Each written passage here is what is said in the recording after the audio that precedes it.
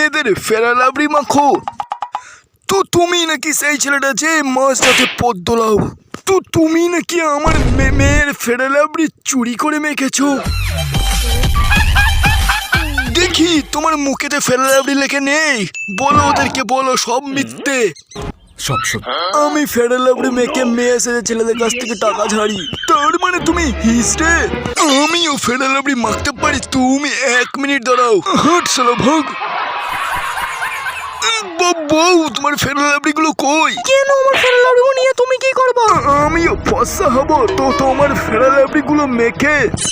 আমি ছোটবেলায় আমার একটা কালো বলে ফেরালাবড়ি লাগিয়ে ফর্সা করেছিলাম, কিন্তু ফর্সা হয়েছিল।